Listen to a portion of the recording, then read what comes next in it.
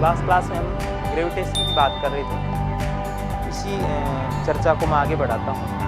दोस्तों, आज की क्लास में हम बात करेंगे कि जो ग्रेविटेशन है, इस ग्रेविटेशन से रिलेटेड एक महान वैज्ञानिक थे, नाम था केपलर। उस केपलर ने कुछ नियम दिए थे, वो नियमों की हम यहाँ चर्चा करते हैं। उनके थ्योरेटिकल पोर्शन में क्या था, उनका एनालिटिकल पोर्शन क्या था, वो देखते हैं। तो आज का जो पॉइंट होगा that will be known as Kepler के नियम।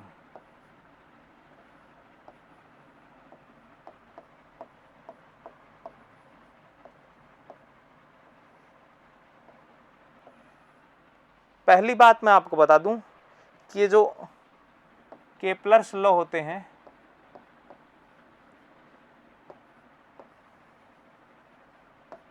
ये लागू किस पर होते हैं ये आपको पता होना चाहिए। तो याद रखना दोस्तों, ये ग्रहों की गति,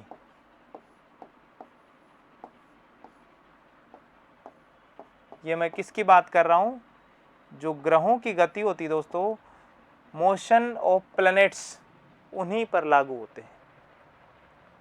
अब आप ये भी पूछेंगे कि सर ये प्लैनेट क्या होता है। तो प्लैनेट वो होता है, याद रखना, जो किसके चारों ओर, सूर्य के चारों ओर चक्कर लगाता है, अराउंड द सन गति करता है ना दोस्तों। तो उसे हम क्या कहते हैं, उसे हम प्लैनेट कहते हैं, ग्रह कहते हैं। और इन ग्रहों की जो मोशन है, इनकी गति है, उस गति से रिलेटेड याद रखना, जितने भी ग्रह हैं सभी नेचुरल हैं, कोई भी आर्टिफिशियल नहीं है। फिर एक और बात मैं यहाँ से बता दूं कि ग्रहों के जो चक्कर लगाते हैं वो उपग्रह कहलाते हैं। उपग्रह सैटेलाइट आर्टिफिशियल भी होते हैं और नेचुरल भी। जैसे कि हमारी अर्थ क्या है, एक प्लेनेट है, और मून क्या है, एक सैटेलाइट है, इसका नेचुरल। लेकिन आर्यभट्ट क्या है, इट्स एन आर्टिफिशियल सैटेलाइट। उपग्रह है लेकिन कैसा है, आर्टिफिशियल मैन मेडेड। तो सैटेलाइट मे बी नेचुरल और man maded, but planets are natural. अच्छा, फिर प्लैनेट की बात आ ही गई तो इसमें एक दो बातें और भी मैं बताता हूँ, फिर मैं ये नियम स्टार्ट करता हूँ। क्या नियम, कि ये जो ग्रह होते हैं ये एक ग्रुप में रहते हैं। सूर्य, हमारे जैसे सूर्य की बात करें तो सन की जो फैमिली है, इस फैमिली में इस तरीके से ये चक्कर लगाते रहते हैं, ये ऐसे। तो ये टोटल कितने होते हैं दोस्तों, याद रखना है, टोटल जो प्लैनेट्स है ना हमारी सोलर फैमिली में, टोटल प्लैनेट्स कितने हैं, 8 हैं। कितने, 8। आपने ये छोटी क्लास में पढ़ा होगा, बुध, शुक्र, पृथ्वी, मंगल, बृहस्पति, शनि, अरुण, वरुण, ठीक है ना। लास्ट जो यम यानी कि प्लूटो जो था ना, उसको हमने इस फैमिली से क्या कर दिया, रिमूव कर दिया, क्योंकि वो इस फैमिली के रूल्स जो थे उनका वो फॉलो नहीं कर रहा था, वो दूसरे की क्लास को डिस्टर्ब कर रहा था, दूसरे प्लेनेट की क्लास में वो डेविएशन कर रहा था। तो याद रखना, which of the following is not a planet, that is Pluto, Pluto is not a planet. अच्छा, फिर इसी ग्रह से रिलेटेड एक तो संख्या 8 हो गई, फिर आपसे कुछ और बातें भी पूछ ली जाएंगी as a normal general science के रूप में ये बातें आती हैं। क्या बातें, कि आप बताइए which of the following planet is hottest और आई कैन से वार्मेस्ट, या हम कह सकते हैं सिस्टर ऑफ अर्थ।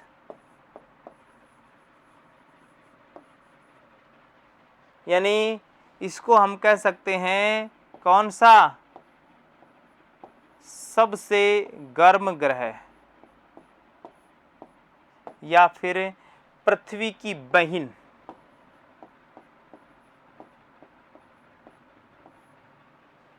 तो आप याद रखना इसका जो जवाब है क्या होगा, शुक्र यानी कि वीनस। बात क्लियर है, ये याद रखना। आप पूछोगे सर, एक बहुत अच्छा क्वेश्चन है यहाँ से, आप ये पूछोगे कि सर ये सन है, ये यहाँ से बुध है, मरकरी, ये शुक्र है, बताओ सन के सबसे क्लोजेस्ट कौन सा है? बुध है ना, मरकरी, और उसके बाद में शुक्र यानी कि वीनस। तो सबसे गर्म कौन होना चाहिए था? बुध, लेकिन है कौन सा? वीनस। इसका कारण क्या है भाई? आग के सबसे नजदीक तो यह है, तो इसका कारण क्या है दोस्तों कि बुध के पास यानी कि मरकरी के पास खुद का एटमॉस्फेयर नहीं है, लेकिन जो शुक्र यानी कि वीनस है इसके पास खुद का एटमॉस्फेयर है। और एटमॉस्फेयर होने की वजह से दोस्तों क्या होता है कि ये शुक्र है, इसका सरफेस है, यहाँ पर एयर का ये घेरा जो एटमॉस्फेयर है ये ऐसे है, तो ये एटमॉस्फेयर क्या करता है, सन रेज आती तो है ना, उनको आने तो देता है पर उनको जाने नहीं देता, ये एक छलनी के रूप में काम करता है। इस इफेक्ट को हम कहते हैं ग्रीन हाउस इफेक्ट। तो ये किस कारण से सबसे ज़्यादा गर्म है? ये गर्म है ग्रीन हाउस इफेक्ट के कारण। ये कुछ बेसिक बातें मैं आपको बताता हूँ जो थोड़ा सा काम, वरना यहाँ से क्वेश्चन कम उठता है। फिर एक और बात आ जाएगी यहाँ से कि लाल ग्रह किसे कहते हैं? Red planet.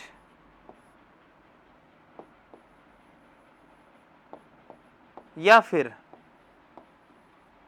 कौन सा ग्रह है जिसमें सर्वाधिक जीवन की संभावना, लाइफ की एक्सपेक्टेशन सबसे ज्यादा है जिसमें दोस्तों?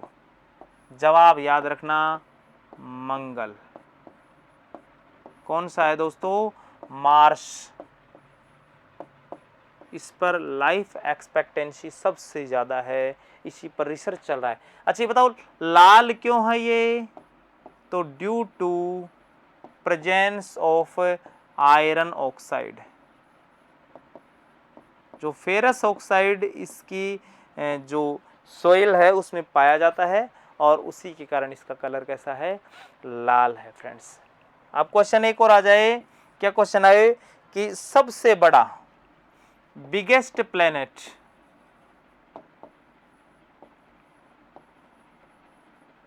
कौन सा होगा दोस्तों? तो याद रखना बिगेस्ट प्लेनेट हो या सबसे ज्यादा सैटेलाइट जिसके हैं, इन दोनों का ही आंसर क्या होगा? बृहस्पति होगा।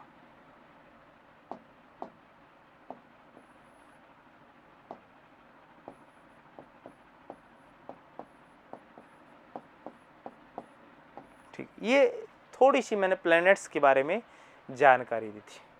अब इन प्लैनेट्स की जो ये दुनिया है, इससे दुनिया से रिलेटेड 3 नियम दिए थे किस वैज्ञानिक ने? केपलर ने। उन नियमों की हम चर्चा करते हैं। तो सबसे पहले हम बात करते हैं दोस्तों केपलर का प्रथम नियम।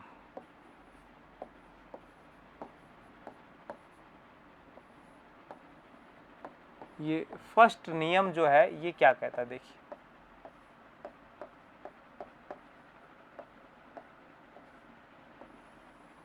समझिए भाई। इस नियम में ये बताया गया कि जो ग्रह गति करते हैं ना, कौन? ग्रह यानी कि प्लैनेट्स,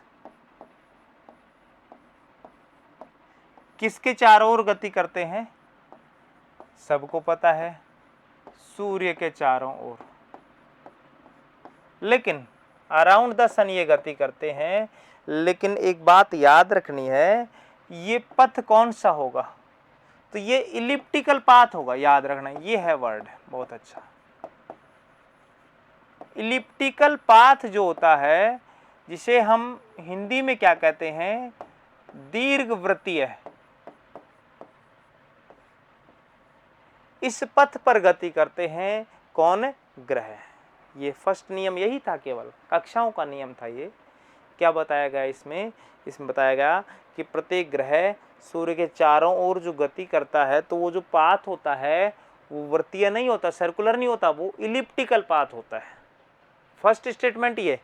सेकंड में ये बात बताई गई इसी नियम के सेकंड स्टेटमेंट में कि सूर्य जो होगा इस इलिप्टिकल पाथ की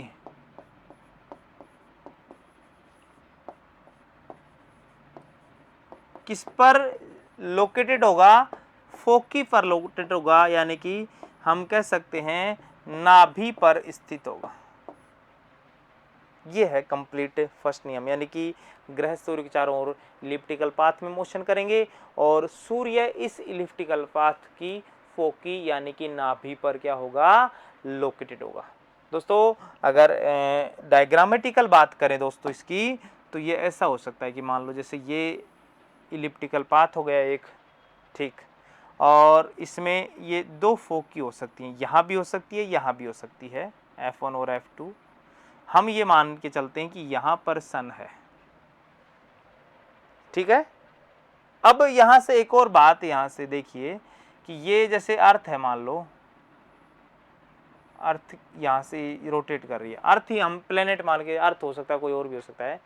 अब अर्थ की यहाँ से दो कंडीशन, हम एक ही फोकी का यूज करते हैं यहाँ से, जिस मान लो इसको हटा दिया मैंने, ये फोकी है, ये इसकी एक्सिस हो गई। तो आप यहाँ दो वर्ड्स और सुनेंगे, एक तो ये सिचुएशन है और एक ये सिचुएशन है, समझना। ये सिचुएशन सामान्यतः 3 से 5 जनवरी तक आती है, ये वेरी करता है ईयर टू ईयर। इस साल ये 5 जनवरी को आई थी 2020 में। ये स्थिति 4 जुलाई को आती है जनरली, इट में वेरी, जैसे संक्रांत होती है 14 जनवरी को आती है, पर ये कभी 15 को भी आ जाती है, वो चीज़ है। लेकिन मैं जो यहाँ से बताने चाह रहा हूँ वो चीज़ क्या है, देखिए, its closest distance from sun and its farthest distance from sun. दोस्तों जो क्लोजेस्ट डिस्टेंस होती है ये वाली, इस स्थिति को हम एक नाम से जानते हैं। क्या है ये नाम? ये है पेरिहीलियन, यानी कि उपसौर। क्या कहते हैं इसको? उपसौर। और ये जनवरी के मंथ के इनिशियल फर्स्ट वीक में आती है, जब अर्थ सन के सबसे नजदीक रहती है।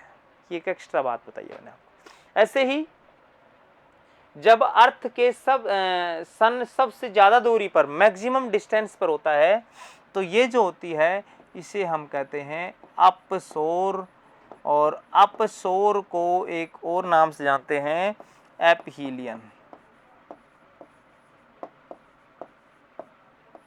ये डेट और ये इनका वर्ड्स है ना, ये आप याद रखना, ये पूछ लिया जाएगा कि द सिचुएशन और the condition of farthest distance of earth from sun is known as what? Aphelion, and that is perihelion. ये हमने फर्स्ट लॉ ऑफ केपलर का पहला नियम देख लिया, जिसे कक्षाओं का नियम भी कहते हैं। किसका? कक्षाओं का नियम, क्योंकि यहाँ पर सिर्फ कक्षा के बारे में जानकारी है, ऑर्बिट्स का ये नियम है। अच्छा, अब इसके जस्ट बाद में आता है केपलर का दूसरा नियम, सेकंड लॉ।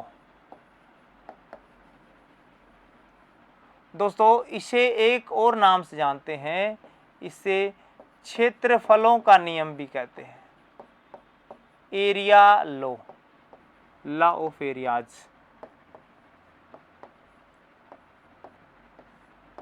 देखो इसमें क्या बताया गया, वही बात एक डायग्राम से ही समझाना पड़ेगा। मान लो ये एक इलिप्टिकल पाथ है अर्थ का, ये सन है एस, और मान लो ये अर्थ है, ठीक। अर्थ तो हमेशा गति करती रहती है, कभी यहाँ रहेगी तो कभी यहाँ रहेगी। तो कभी यहां रहेगी तो कभी यहां रहेगी। अब हम मान के चलते हैं कि अर्थ को सन से मिलाने वाली ये जो लाइन है ना दोस्तों, ये रही, और एक ये लाइन, ठीक है। ये सिचुएशन ए थी, ये सिचुएशन बी। ए से बी में जाने में उसने कितना टाइम लिया? टी टाइम लिया, ठीक। उसी तरीके से हम ये भी मान के चलते हैं कि ये जो लाइन है ये सी सिचुएशन है। कौन सी स्थिति है? ये सी स्थिति है, ठीक। ये आई थिंक आपको ये दिख रहा नहीं होगा, ये सी स्थिति है, ठीक। और इसके टी टाइम बाद ये कहाँ पहुंच गई? ये डी पोजीशन पे पहुंच गई। सी से कहाँ पहुंच गई? ये डी पोजीशन पे पहुंच गई, ये डी पोजीशन है, ठीक है। मेरा क्वेश्चन क्या है कि आप इस ए से बी वाले दो लाइंस हैं, इनके द्वारा जो एरिया है, इस एरिया को मैं बोलूंगा एरिया ऑफ, क्या है ये? ए बी एस या ए एस बी, ठीक। इधर अगर हम बात करें सी से डी तक पहुंचने में, ये जो एरिया है दोस्तों, इसे हम किस नाम से जानेंगे? ये होगा area of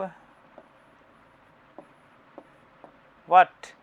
C S D. दोस्तों आप विश्वास नहीं करेंगे, ये दोनों एरियाज क्या होंगे? इक्वल होंगे, बराबर होंगे। यही है सेकंड लॉ। अब इसको थ्योरेटिकली कैसे बताएंगे कि प्लेनेट को सन से मिलाने वाली जो रेखा है ना, ये ए स्थिति है भाई। प्लेनेट को सन से मिलाने वाली जो लाइन है, समान टाइम में समान एरिया कवर करती है। देखो यहां दोनों का टाइम सेम है तो एरिया भी क्या होगा? सेम। समान समयांतराल में समान क्षेत्रफल तय करती है, इसलिए इसको हमने एरिया का लॉ कहा, एरिया का रूल कहा। ये बात सेकंड लॉ में आ गई। फिर यहां इस नियम से एक और बात कवर होगी दोस्तों, एक और अच्छा पॉइंट बनता है इसी नियम में। वो पॉइंट क्या बनता है समझिए। वो पॉइंट ये बनता है कि ये मान लीजिए एक इलिप्टिकल पाथ है और ये सन है, ठीक। तो आप एक बात देखिए, अर्थ जब यहां है तो, और अर्थ जब यहां है तो, दोनों में काफी अंतर होगा। क्या अंतर होगा? कि यहां जो अर्थ होती है, इसकी स्पीड जो होती है वो ज्यादा रहती है, और यहां स्पीड क्या रहती है? कम रहती है। वो क्यों सर? तो इसका कारण मैं बताता हूं दोस्तों। एक वर्ड आता है एंगुलर मोमेंटम।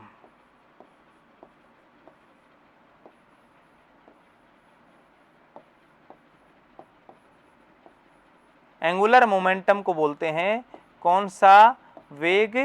कोणीय वेग, सॉरी संवेग। ये कोणीय संवेग है, वेग नहीं, क्या होगा? कोणीय संवेग।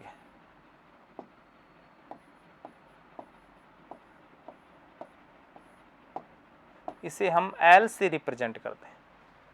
और दोस्तों इस एल का फॉर्मूला जो होता है ना, वो याद रखना क्या होता है? M V R. और ये नियम क्या कहता है कि कोणीय संवेग संरक्षित रहता है, कंजर्व्ड रहता है, कांस्टेंट रहता है। इसका मतलब एम वी आर जो है ना, ये कांस्टेंट रहेगा। अब जब कोई चीज कांस्टेंट है तो इसका मतलब, अरे मैंने कह दिया 5 गुणा 10 बराबर 50, तो ये कांस्टेंट। अब मैं 5 को अगर 10 करूंगा तो 10 ऑटोमेटिक क्या हो जाएगा? 5 हो जाएगा। तो एम वी आर जब कांस्टेंट है तो अब इसमें एम तो ऑलरेडी कांस्टेंट हो गया भाई, पृथ्वी का द्रव्यमान तो निश्चित है। वेरिएबल कौन कौन होगा? वी और आर। तो आप देखिए ये आर है,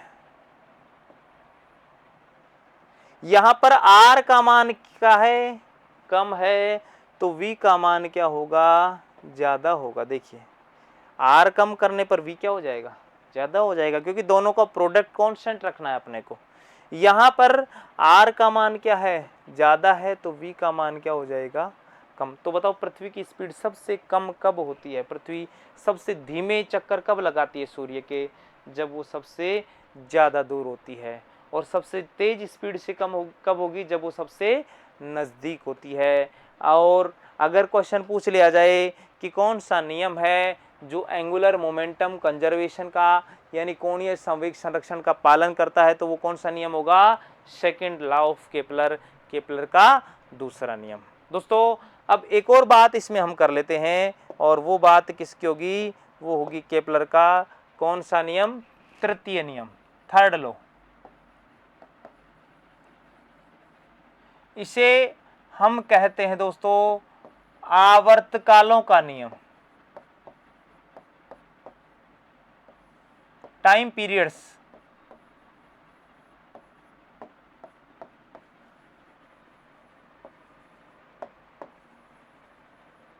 ये आवर्तकालों का नियम है। इसमें देखो क्या कहा गया है, इसमें ये माना गया है कि ये कोई इलिप्टिकल पाथ है, इसमें ये कोई सैटेलाइट है, आई मीन प्लेनेट है, और ये सन है जैसे, ठीक है। तो ये जो पूरी मेजर एक्सिस है, इसका आधा पार्ट लिया गया है ये वाला, और इसे क्या माना गया है, ए बोले तो क्या, सेमी मेजर एक्सिस, यानी हम कह सकते हैं अर्ध दीर्घ अक्ष। इसको ए से भी या फिर इसको किससे, आर से भी रिप्रेजेंट किया जा सकता है। तो इसमें डायरेक्ट एक स्टेटमेंट कहा गया है कि प्लेनेट का जो टाइम पीरियड है उसका जो स्क्वायर होता है वो सेमी मेजर एक्सिस जो होती है उसके क्यूब के प्रोपोर्शनल होता है। क्या कहा मैंने, टाइम पीरियड का स्क्वायर जो होगा वो सेमी मेजर एक्सिस जो होगी ना, यहाँ की जो जस्ट हाफ लगभग, उसके क्यूब के क्या होगा, इक्विवेलेंट होगा। और दोस्तों इस रूल को थोड़ा सा और क्लेरिफाई करें तो T1 अपॉन T2 का जो स्क्वायर है वो हम कह सकते हैं A1 अपॉन A2 का क्या, क्यूब। तो ये हमने केपलर के 3 नियमों की यहाँ पर चर्चा की थी। इससे आगे की बातें फिर हम नेक्स्ट क्लास